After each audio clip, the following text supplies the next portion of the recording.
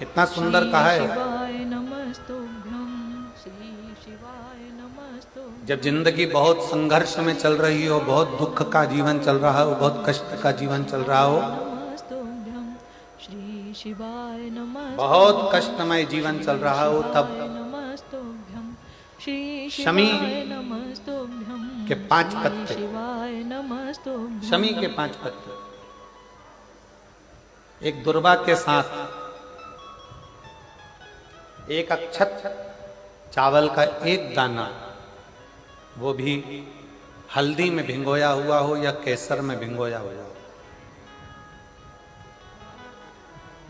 शमी पत्र 5, एक दुर्वा, एक चावल का दाना, जो दिल से हृदय से बेलपत्री के वृक्ष के नीचे पार्थिव लिंग का निर्माण कर कर मट्टी का शिवलिंग बनाकर प्रदोष काल में, मतलब शाम के समय पर शिवलिंग बनाकर उस पे जल चढ़ाकर, जो ये 5 शमी का पत्र, एक दुर्वा और एक चावल का दाना, अपनी कामना कर कर जो दुख चल रहा है बाबा से विनय कर कर एक एक पत्ता जब समर्पित कर दे, फिर एक दुर्वा समर्पित कर दे, फिर एक चावल का दाना समर्पित कर दे और बाबा का वहीं पर पुनः विसर्जन कर दे, 3 महीना तो जाने दो, 15 दिन के अंदर वो दुख कटता जरूर है, चाहे कोई भी दुख, किसी भी तरह का दुख क्यों हो। एक बेलपत्र के वृक्ष की परिक्रमा करने वाले को हजारों अश्वमेघ यज्ञ का फल प्राप्त हो जाता है, हजारों अश्वमेघ यज्ञ का फल प्राप्त हो जाता है। उसी तरह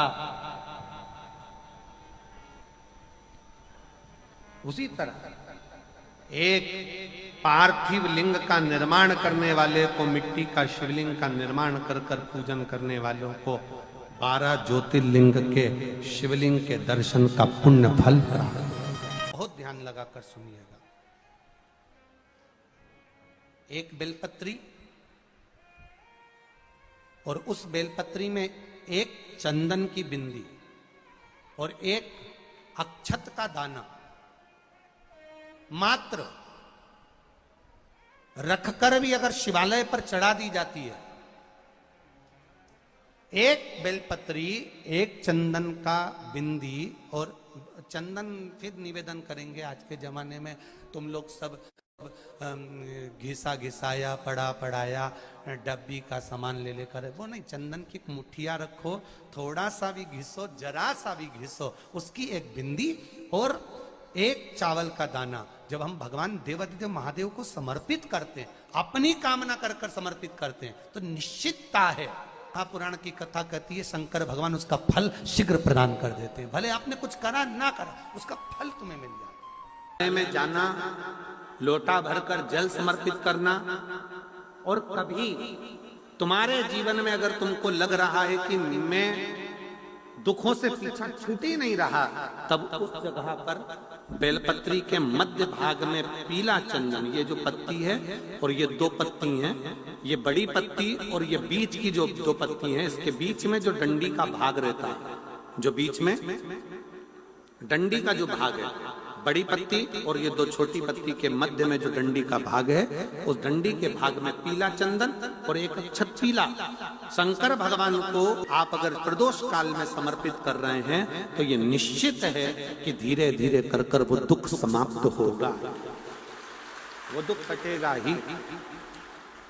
प्रकट वर्णन किया गया शंकर भगवान की आराधना में, शिव की आराधना में, जब तुम्हें लगता है कि तुम्हारा व्यापार नहीं चल रहा, कोई तुम्हें धोखा दे रहा है, लक्ष्मी नहीं आ रही, बहुत चिंता में पड़े हुए हो, बहुत टेंशन में जिंदगी चल रही है, बहुत बीमारियां तुमको घेर ली है और चारों तरफ अंधेरा ही अंधेरा नजर आ रहा है, तुमने विचार करा अब मैं तो मर जाऊं तो अच्छा, मैं सुसाइड कर लूं तो अच्छा, मैं मर जाऊं तो अच्छा, तो मरने से पहले एक काम कर कर देखना, शंकर भगवान की आराधना कर कर देखना, शिव पर एक लोटा जल चढ़ा कर देखना, और ज्यादा चिंता, ज्यादा टेंशन हो तो बेलपत्री के जड़ को घिसकर उसका चंदन बनाकर शंकर को लेपन कर कर उसकी भी आराधना कर कर देखना कि बेल चंदन का फल क्या। बेल पत्र, एक बेल, ये कोई साधारण नहीं। एक बेल पत्र, एक बेल पत्र, ये कोई साधारण नहीं। एक बेल पत्र, इसकी नीचे की डंडी से लेकर ये दो पत्तियां जहां लगी हैं और दो पत्ती से लेकर ये बीच की जो पत्ती है उसमें जो गैप है, उसमें जो जगह है, दिख रही है आपको? ये दो पत्ती से लेकर बीच की पत्ती के बीच में जो जगह खाली रहती है, 33 कोटि देवी देवताओं विराजमान रहते हैं इस बीच की जगह में। जब शिव जी को चढ़ाया जाता है तब इस पत्ती के बीच की जगह शंकर के शिवलिंग पर रखा जाता है। तो शिव जी इतने प्रसन्न होते हैं कि मेरी स्तुति करने के लिए ये भक्त 33 कोटि देवताओं को लेकर आया है, मेरी स्तुति करने के लिए। लोग चावल लाए, लोग अंबारियां लाए, धन लाए, दौलत लाए, संपदा लाए, पर एक शंकर का भक्त ऐसा होता है जो एक बेलपत्री के रूप में 33 कोटि देवताओं को, 64 योगिनियों को, आदि शक्तियों को शंकर को समर्पित करता है। कितना सुंदर संवाद है, कितना सुंदर बात कही कि भूल से भी किसी तीर्थ में नहीं गए, कहीं हमने गौदान नहीं करा, कहीं हम किसी तीर्थ में नहीं गए, हमने कहीं गौदान नहीं करा, हमने कहीं ब्राह्मण भोजन नहीं कराया, हम कहीं गंगा यमुना कावेरी सरस्वती नर्मदा छिपरा पुण्यवान नदी में हम स्नान नहीं कर पाए। शिव महापुराण की कथा कहती है भूलवश भी अगर पिपलेश्वर या बटकेश्वर किसी शिवालय पर भूल से भी अगर एक लोटा जल चढ़ जाता है तो देव अधिदेव महादेव सारे तीर्थों का फल अपने आप प्रदान कर देते हैं। भूल से भी चढ़,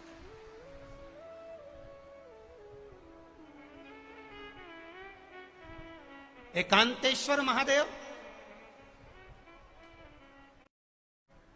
किसी तीर्थ में नहीं गए, कहीं हमने गौदान नहीं करा, कहीं हम किसी तीर्थ में नहीं गए, हमने कहीं गौदान नहीं करा, हमने कहीं ब्राह्मण भोजन नहीं कराया, हम कहीं गंगा यमुना कावेरी सरस्वती नर्मदा छिपरा पुण्यवान नदी में हम स्नान नहीं कर पाए। शिव महापुराण की कथा कहती है भूलवश भी अगर पिपलेश्वर या बटकेश्वर किसी शिवालय पर भूल से भी अगर एक लोटा जल चढ़ जाता है तो देव अधिदेव महादेव सारे तीर्थों का फल अपने आप प्रदान कर देते हैं। भूल से भी चढ़,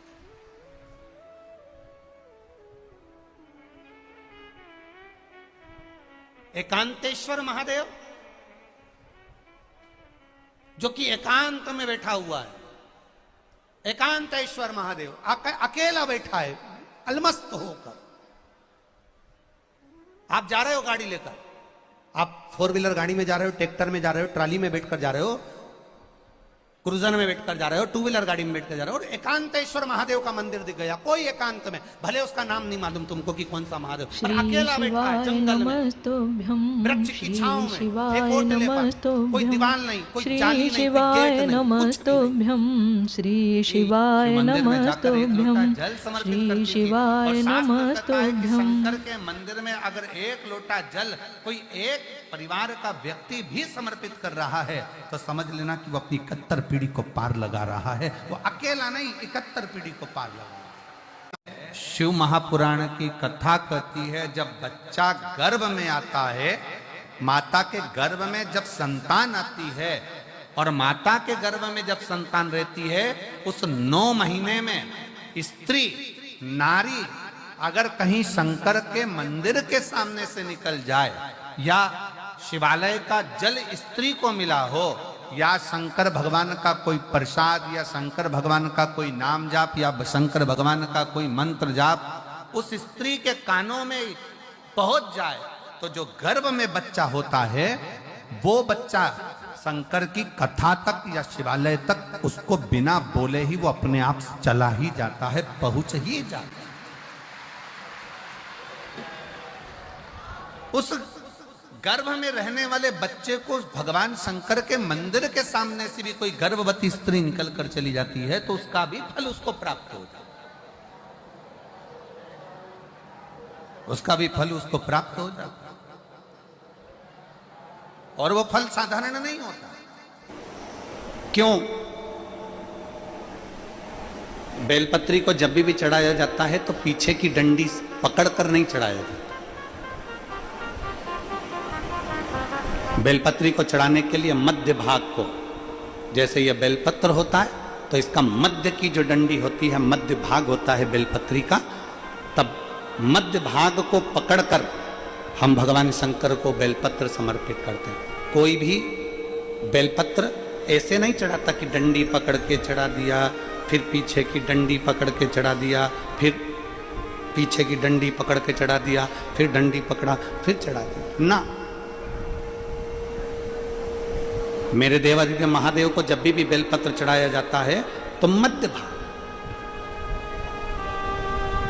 पीछे की डंडी पकड़कर नहीं, मध्य भाग से भगवान शंकर को बेलपत्र समर्पित किया जाता है। मध्य भाग से जब भी पकड़ेंगे तो मध्य भाग को पकड़कर बेलपत्र समर्पित करेंगे। क्यों?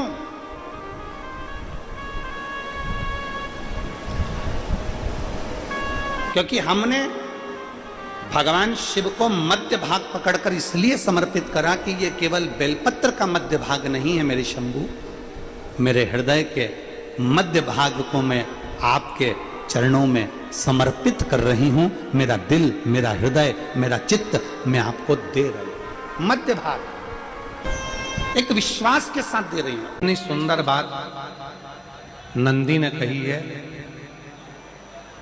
नंदी ने ये बात जो कही वो वास्तव में बड़ी सुंदर है कि मान लो यदि कोई कार्य तुम्हारा हो नहीं रहा और पूरी दुनिया में तुमने कर कर देख लिया, बहुत प्रयास कर कर देख लिया, तो भी वो कार्य अगर तुम्हारा नहीं होता तो फिर एक काम करो कि शिव की स्तुति करो, शंकर की स्तुति, शंकर का गुणगान, शंकर की भक्ति, शंकर का स्मरण।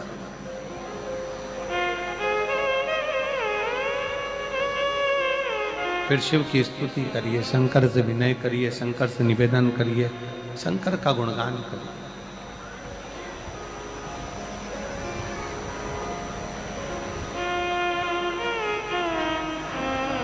पर भगवान की भक्ति होती कब?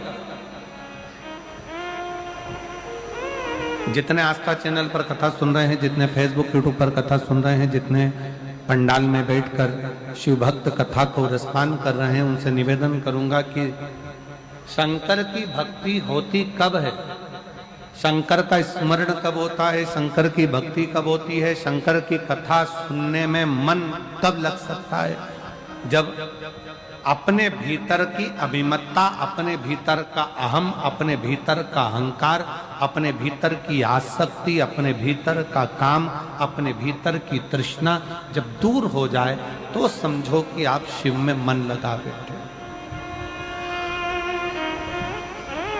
कितने सारे लोग बैठे हैं यहाँ पर कथा में, सब पंडालों के अंदर लोग शिव भक्त बैठे हुए हैं। कई लोग ऐसे भी होंगे जिनका आकर बैठ तो गए पर दिल नहीं लगता।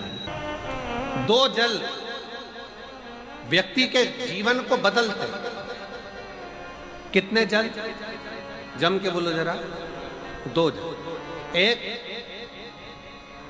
देवादिदेव महादेव के लिए भरा गया एक लोटा जल और दूसरा है स्वयं के लिए भरा गया एक लोटा जल। यहां पर अगर बुजुर्ग मेरी माताएं बैठी होंगी, मेरी जीजियां बैठी हैं, मेरे जीजा बैठे हैं, बुजुर्ग जितनी माताएं बैठी हैं, वो पुराने समय का अगर लेख उठाकर देखेंगे तो पुराने समय के लोग भोजन करने बैठते थे ना, तो भोजन करने से पहले अपने पानी के लोटे को भरकर, अपना गिलास भरकर बैठते थे। किसी ने देखा है कि नहीं देखा? जम के बोलो जरा, देखा है आप लोगों ने?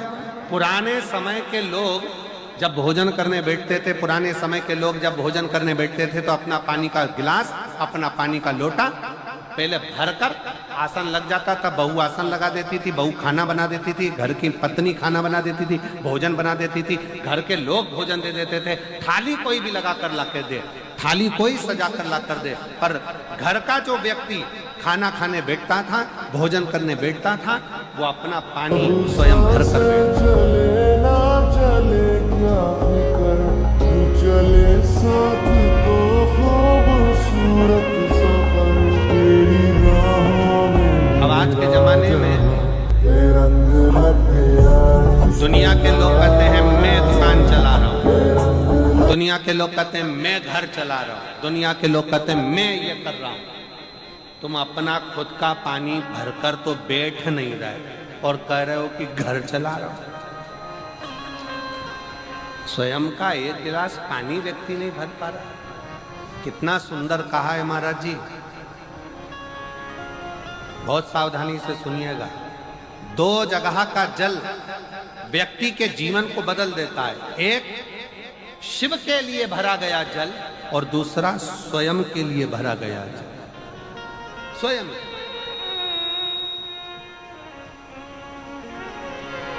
शंकर के मंदिर में जा रहे हो, 1 लोटा जल अपने घर से भरकर लेकर चले जाओ और अपने घर में जब तुम भोजन करने बैठ रहे हो, जब तुम रोटी खाने बैठ रहे हो, जब तुम भोजन को ग्रहण करने के लिए बैठ रहे हो, तब अपने घर में जब तुम भोजन ग्रहण करने बैठ रहे हो तो 1 लोटा जल या 1 गिलास पानी भर कर बैठो। बहू अच्छी है, पानी भरेगी, मना नहीं है। बेटा अच्छा है, पानी भरेगा, मना नहीं है। पोता अच्छा है, पोती अच्छी है, नाती अच्छा है, पंती अच्छा है, घर में सब अच्छे हैं। तुम्हारी पत्नी भी अच्छी है, तुम खाना खाओगे तो वो पानी ला कर दे देगी। तुम्हारी बहू भी अच्छी है, तुम भोजन करोगे तो वो पानी ला कर दे देगी। तुम्हारा परिवार का हर व्यक्ति अच्छा है, तुम्हारा कहना मानता है। तुम जिमने बैठोगे, भोजन करने बैठोगे तो वो पानी ला कर देगा। पर शिव पुराण की कथा कहती है, जो व्यक्ति भोजन करते समय अपना जल स्वयं भर कर बैठता है, उसकी जिंदगी में से 3 रोग समाप्त हो जाते हैं। कितने रोग समाप्त हो जाते हैं? 3। पहला, अपना जल स्वयं भर कर बैठने वाले के घुटने का कभी भी डॉक्टर उसके घुटने बदलने का बोलेगा ही नहीं, घुटना बदल ही नहीं सकता।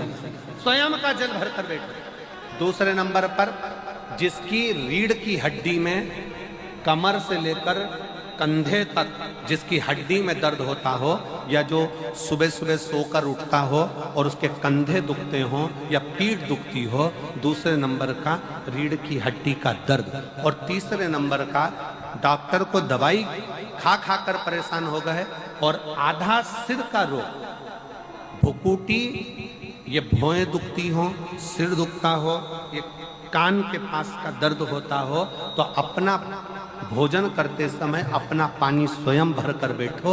आपको ये 3 रोग से मुक्ति अपने आप मिलना प्रारंभ हो, अपने आप। अब किसी ने कहा, गुरुजी पत्नी पानी ला कर देती है, पति पानी ला कर देता है, बेटा पानी ला कर देता है, बहू पानी ला कर देती है, पोता पोती पानी ला कर देते हैं, नाती पंती पानी ला कर देते हैं, नौकर लगे घर में वो पानी ला कर देते हैं, सेवादार लगे घर में वो पानी ला कर देते हैं, तो हमको पानी लाना क्यों जरूरी है? तो अग्नि पुराण में वर्णन आता है कि जो घर में पानी जिस मटके में भरते हो, जिस हंडे में भरते हो, जिस बाल्टी में भरते हो, जिस टंकी में पानी भरते हो, पीने का पानी जिस हंडे में, मटके में, बल्टोई में, जिस गगरे में तुम भरते हो, वो स्थान पितरों का स्थान रहता है। जब हम पानी भरकर भोजन करने बैठते हैं तो हमारे पितर भी उस स्थान पर आकर निश्चित जगह पर बैठते हैं, और जब हम भोजन ग्रहण करते हैं तो हमारे पितरों के भाव का आशीर्वाद हमारे ऊपर पड़ जाता है, जिससे हमारे 3 दर्द समाप्त हो। स्वयं भरो, स्वयं।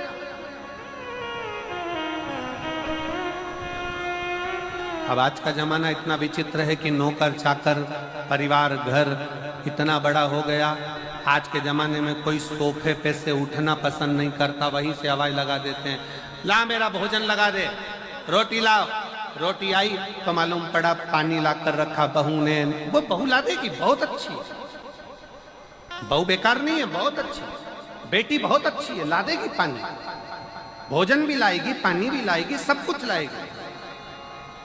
पर पहला फर्ज अपना है, जब तक शरीर चले, पांव चले, हाथ पैर चले और तुम पलंग पर नहीं पड़े हो, तुम्हारा शरीर अगर चल रहा है तो पहले रसोई घर में जाओ, लोटा भर, लोटा नहीं भर सकते तो गिलास भरो, गिलास नहीं भर सकते तो थोड़ा सा कटोरी में पानी भरो, पर अपने पीने के लिए थोड़ा सा जल स्वयं के लिए लेकर आओ। वो जल इतना कारगर होगा कि तुम्हें रोग से निवारण करता चले जाएगा, रोग समाप्त करता है।